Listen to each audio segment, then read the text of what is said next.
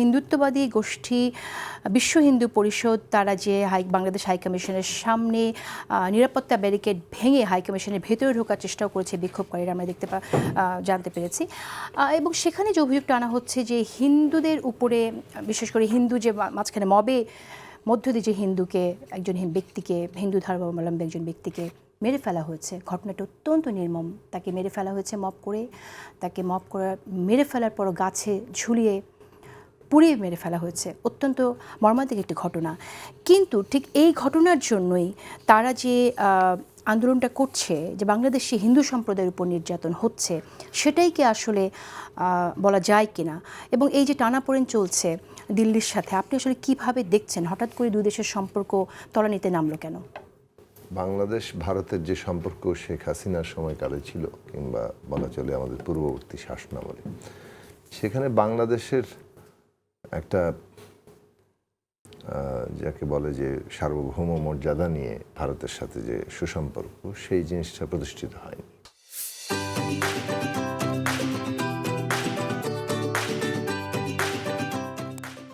যার ফলে আমরা 15 বছরে শেখ হাসিনার আমলে দেখেছি যে ভারত প্রায় নানা দিক থেকে তো আমাদের উপরে তাদের মানে একটা অসম সম্পর্ক আছেই। রাজনৈতিকভাবে পুরোপুরি তারা একটা নিয়ন্ত্রণ নিয়ে নিয়েছিল, যেহেতু শেখ হাসিনা এবং তার যে ভোটবিহীন একটা ফ্যাসিবাদী শাসন, এইটা জনগণ থেকে বিচ্ছিন্ন। কাজেই তার রক্ষাকর্তা হিসেবে ভারত তার পৃষ্ঠপোষক হিসেবে ছিল, ভারতের শাসক রাষ্ট্র। এই জায়গা থেকে যদি আমরা দেখি, তাহলে পুরো বিষয়টা দাঁড়ায় যে 5ই আগস্টের পরে বাংলাদেশের মানুষ অভ্যুত্থানের মধ্য দিয়ে শেখ হাসিনাকে যখন উৎখাত করলো, তখন একই সাথে ভারতের ওই আধিপত্য কর্তৃত্বটাকেও কিন্তু চ্যালেঞ্জ করলো, তাকেও না করে দিয়েছে। বাংলাদেশ সার্বভৌম মর্যাদার ভিত্তিতে ভারত সহ পৃথিবীর অপর দেশের সাথে সম্পর্কিত হবে, সেটাই আমাদের এখানে গণ অভ্যুত্থানের রায়। সেটা মানে আমরা সেটা প্রতিষ্ঠিত করতে পারছি কি পারছি না, সেপারেট কোয়েশ্চেন। কিন্তু গণ অভ্যুত্থানের রায় যদি আপনি মনে করেন, তাহলে জনগণ রায় দিয়ে দিয়েছে বাংলাদেশ সার্বভৌম মর্যাদা নিয়ে ভারত সহ অপর দেশের সাথে সম্পর্কিত হবে। এখন এখানে এটার দায়িত্ব অন্তর্বর্তী সরকারের, যে বাংলাদেশ কিভাবে সম্পর্কটা রক্ষা করবে। এটার দায়িত্ব আমাদের রাজনৈতিক দলগুলোর, তারা কিভাবে এটা সম্পর্ক রক্ষা করবে। আমাদের এখানে যেটা ঘটনাটা ঘটে, যে ভারতের আধিপত্য কর্তৃত্ব এত দীর্ঘকাল ধরে এখানে আছে, যে এবং এটা একেবারে আমাদের জন্ম লগ্ন থেকেই, কেননা 71 সালের মধ্যে দিয়ে ভারতের সাথে একটা সম্পর্কের জায়গা এমনভাবে তৈরি হয়েছে যে বাংলাদেশের মুক্তি সংগ্রামে ভারতের অংশগ্রহণের জায়গা ছিল। কিন্তু তারা এটাকে যেভাবে দেখে, আমরা যেভাবে দেখি, দুটোর মধ্যে তো বড় ফারাক আছে। তারা দেখে এটা পার্টিশন অফ পাকিস্তান অথবা ডিভাইডিং পাকিস্তান। তারা পাকিস্তানকে ডিভাইড করে দিয়েছে। আমরা দেখি এটা আমাদের মুক্তিযুদ্ধ, আমাদের স্বাধীনতা যুদ্ধ, এবং আমরা একটা নতুন রাষ্ট্র পত্তন করেছি। এবং ভারতের ন্যারেটিভে বাংলাদেশের স্বাধীনতা যুদ্ধ, বাংলাদেশ রাষ্ট্রের জন্ম নেয়, এগুলো খুব বেশি জায়গা নেই। সর্বশেষ প্রধানমন্ত্রী মোদিও দেখিয়ে দিয়েছেন। ফলে বিরোধের জায়গাটা তো ওখান থেকেই আছে। এবং পরবর্তীকালে আমাদের নদীর পানি বলেন, সীমান্ত বলেন, আমাদের বাণিজ্য বলেন, এবং সবশেষে আমাদের রাজনীতি, এই সমস্ত কিছুর মধ্যে তারা যেভাবে তাদের কর্তৃত্ব কায়েম করতে চেয়েছে, এইটাকে মোকাবেলা করে আমরা বাংলাদেশ একটা স্বাধীন জায়গায় দাঁড়াবো। এটার কতগুলো জায়গা আছে। একটা হচ্ছে যে রাজনৈতিক দিক থেকে আমরা আমাদের জনগোষ্ঠীকে ঐক্যবদ্ধ করতে পারছি না। এমন একটা রাজনৈতিক ব্যবস্থা দরকার যেখানে আমাদের বিরোধ সত্ত্বেও আমরা একটা মানে অভিন্ন রাজনৈতিক ব্যবস্থার অংশীদার। আদারওয়াইজ আমরা নিজেরা এমনভাবে বিরোধে লিপ্ত থাকব যেখানে সুযোগটা ভারত নেবে। আপনি পৃথিবীতে বিভিন্ন রাষ্ট্রের দিকে তাকিয়ে দেখেন, যে দেশের জনগোষ্ঠী বিভক্ত নিজেরা, সেখানে কিন্তু বিদেশি কর্তৃত্ব এবং তাদের নানা ধরনের অপারেশন কাজ করছে। ফলে এইটা আমাদের আগে থেকে কিন্তু আমরা এই কথা কিন্তু আমি জানি না আপনার শেখ হাসিনার সময়কালেও অনেকগুলো টক শোতে আপনার সাথে হয়েছে, আমরা বহুবার এই কথা বলেছি যে কেন আমাদের নতুন একটা রাজনৈতিক বন্দোবস্ত দরকার, কেন আমাদের এই রাষ্ট্র ব্যবস্থার সংস্কার দরকার। কারণ এমন একটা রাজনৈতিক ব্যবস্থা দরকার যেখানে সবাই নিজেকে অংশীদার মনে করতে পারবে। কাউকে যদি আপনি পুরো রাজনৈতিক ব্যবস্থার বাইরে ছুঁড়ে ফেলে দেন, তাহলে আপনি নিজের ভেতরে এমন ক্ষত রেখে দিচ্ছেন যে ক্ষত রেখে দেওয়ার মধ্যে দিয়ে জনগোষ্ঠী বিভক্ত থাকছে এবং ওই সুযোগটা গ্রহণ করবে।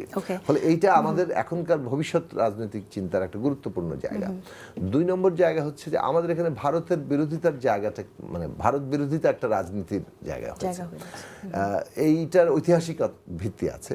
আমি এখনই এটাতে বিস্তারে যাচ্ছি না, শুধু বলে রাখছি যে ভারত বিরোধিতার দুটো ফর্ম আমরা দেখি।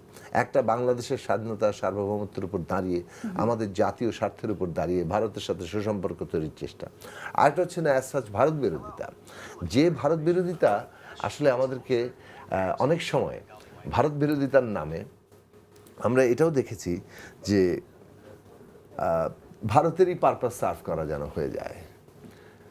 এখানে আপনি যদি দেখেন যে ওসমান হাদিকে যখন হত্যা করা হলো, কারা করেছে, এটা খুব সুস্পষ্ট আপনি ইকুয়েশন টানতে পারেন যে পতিত ফ্যাসিস্টরা তারা ঘোষণা দিচ্ছিল তারা এভাবে মারবে, সুতরাং তারা যে মেরেছে এবং যে মেরেছে যার পরিচয় পাওয়া গেছে তাতে তাদের দলের এই সম্পৃক্ততা, তারা যে একটা প্ল্যান করেছে এটা বোঝা যায় সাধারণভাবে। আবার পালিয়ে, মানে মেরে খুন করে পালিয়েও গেছে ভারতে, সেটা এখন পর্যন্ত সরকার কিন্তু মানে নিশ্চিত করেনি, আবার ওইটাকে আবার খারিজও করতে পারছে না। তাহলে এইটা বাংলাদেশের মানুষের মধ্যে যে ভয়ঙ্কর কমোশন তৈরি করেছে, যে ক্ষোভ তৈরি করেছে, একদিকে শোক আরেকদিকে ক্ষোভ, এবং সেটার তো প্রকাশ আমরা দেখলাম জানাজা তার সমস্ত ইয়ের মধ্যে দিয়ে। ফলে হাদি একটা মানে আমাদের সাহসিকতার সিম্বল হয়ে উঠেছে। সেইখানে এই ক্ষোভটাকে আবার দেখেন কাজে লাগিয়ে একদল লোক, তারা যে প্রথম আলো, ডেইলি স্টার, ছায়ানট, উদিচি এগুলিতে হামলা করলো। এইটা ডাইরেক্টলি কানেক্টেড না হলেও এই যে ভালুকাতে যে একজন শ্রমিককে মেরে পিটিয়ে তাকে প্রকাশ্যে পুড়িয়ে দেওয়া হচ্ছে, সবাই সেটাকে দেখছে।